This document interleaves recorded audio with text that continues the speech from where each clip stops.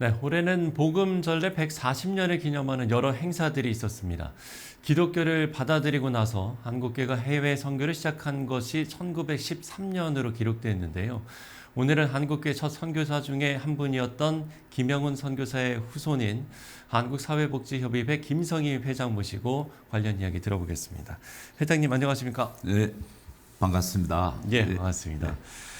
회장님은 보건복지가족부 장관도 지내셨고 네. 또 지금은 한국사회복지협의회 회장으로 계십니다. 섬기는 자리에 오랜 시간 헌신하셨는데 김영훈 선교사님하고는 어떤 관계인가요? 그 김용훈 선교사님은 저의 큰 할아버지가 되십니다. 아, 예, 그 이 김용훈 선교사님에 대한 책을 발간하게 된 동기는 네. 저와 제 처가 영락교회에서 네. 성경 공부를 했어요. 그때 이제 장신대의 소기천 목사님께서 그 2013년도 초였습니다.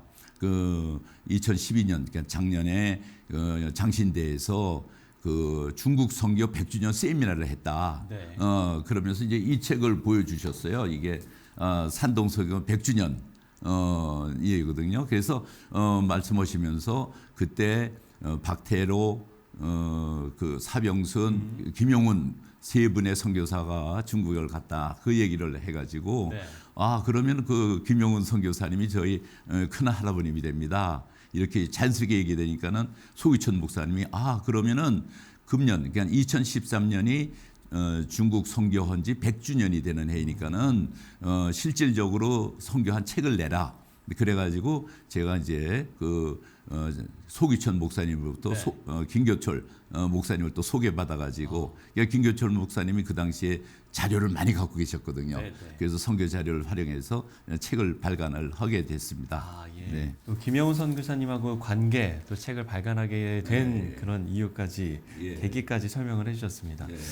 그러면 시청자분들을 위해서 김영훈 선교사님에 대해서 좀 소개를 해주시면 좋을 것 같은데요. 예, 1880년에 기독교가 들어오지 않습니까? 네. 특별히 언더우드 아판셀러가 제물포에 그 부부가 도착해가지고 선교 활동을 해가지고 정말 1885년을 우리가 기억하는 해죠. 예. 그리고 그 후에 또 22년이 흘러가지고 1907년에 평양 대부흥회가 일어나가지고 정말 우리가 기독교 역사에 큰 획을 그리는 일이 일어나요.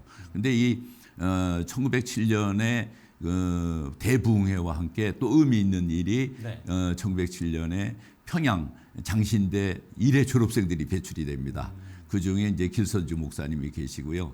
그 길선주 목사님이 그 후에 1912년에 조선 예수교 장로회 총회의 그 회장님이 되시면서 기념사로서 뭐냐면 우리가 기념 행사를 하자.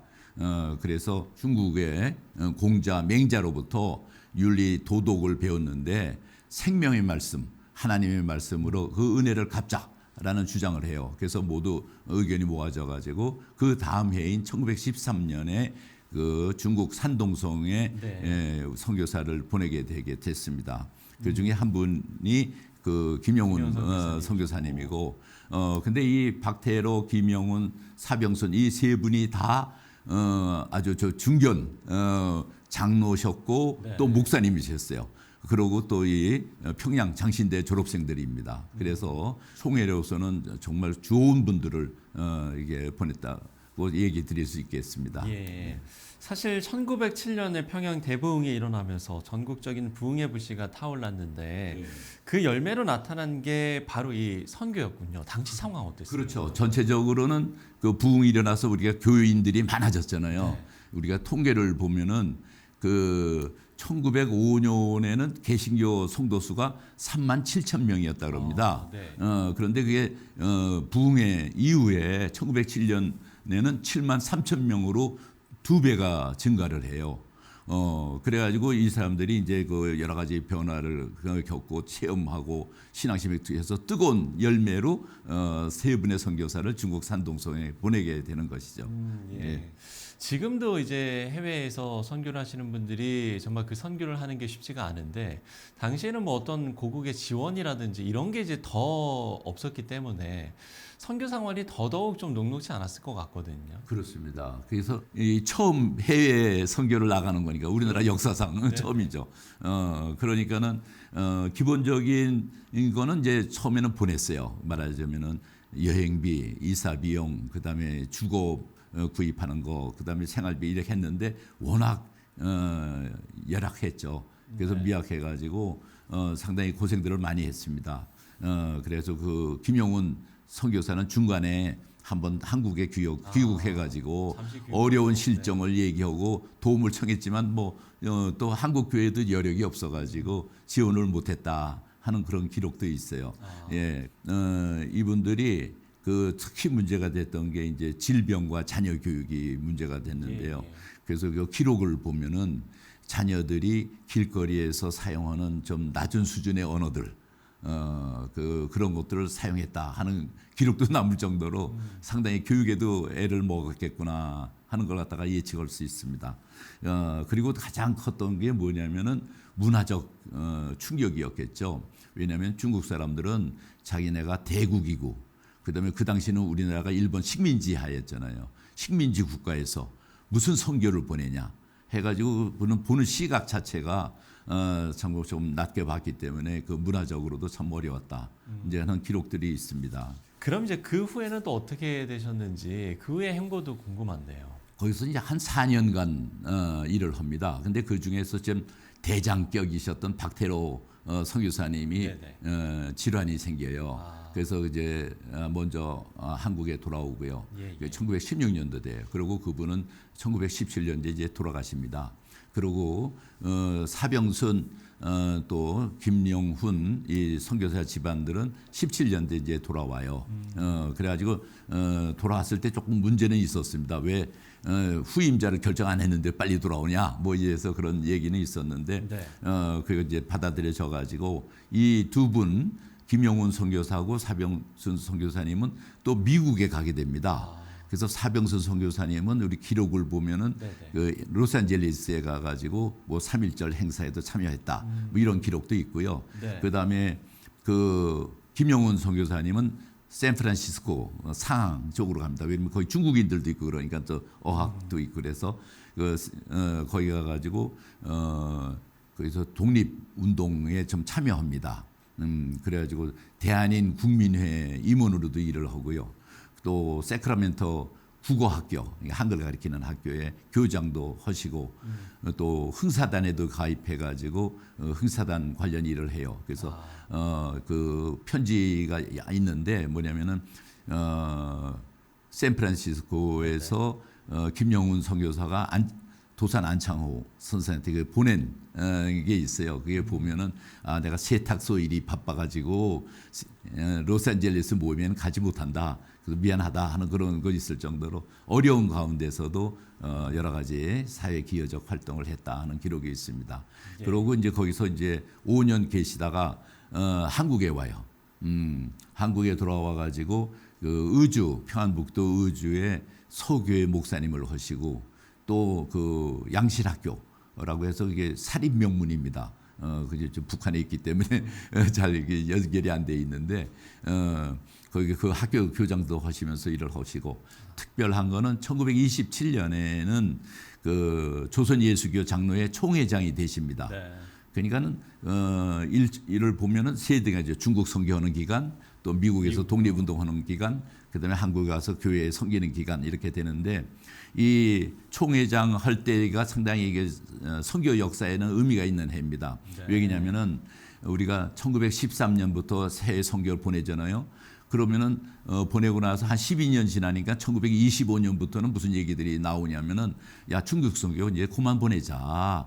왜 중국 선교 국내도 힘든데 왜 중국 선교 하냐? 근데 국내가 진짜 어려웠잖아요. 일정 취하고 그래서 그래. 근데 이 김용훈 선교사님이 그 기독신보의 그 신년 하례글 1925년 12월에 신년 하례글을 쓰는데 신년 하례글에 그 이런 글을 쓰십니다.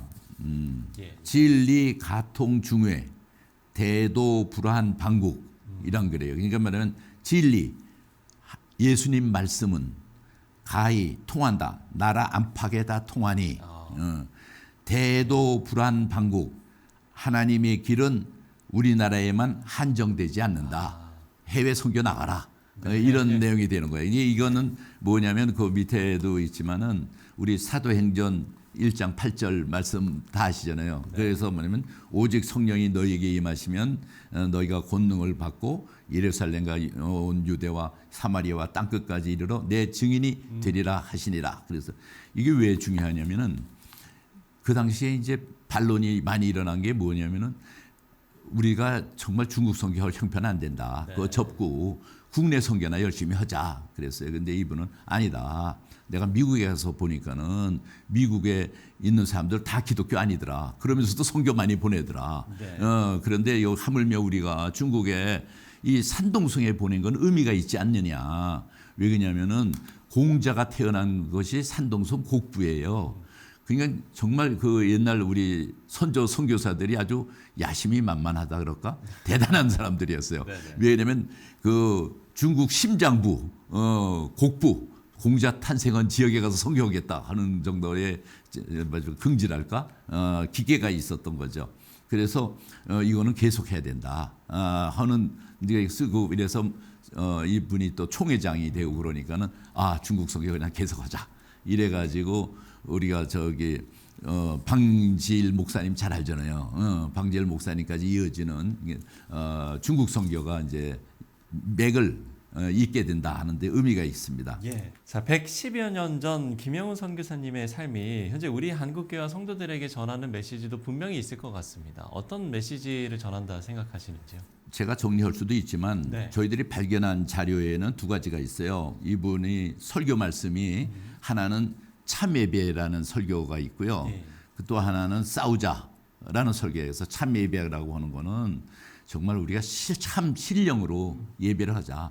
우상 숭배하지 말고 물질 숭배하지 말자. 이런 내용이 되겠고요. 예. 그래서 우리가 다시는 종의 명예를 매지 말자 하는 내용이 들어간 게 참예배이고 그다음에 싸우자. 하면 참 설교 제목으로는 특이하잖아요. 그렇죠. 근데 여긴 뭐냐면 유물론 공산주의와 싸우자. 그 당시에도 이 공산주의가 교회를 많이 핍박했습니다. 그래서 그 싸우자라고 말씀하고 마지막 부분에서는 할렐루야 찬송으로 승전가를 부르자. 그러니까 이길 때까지 우리 싸우자.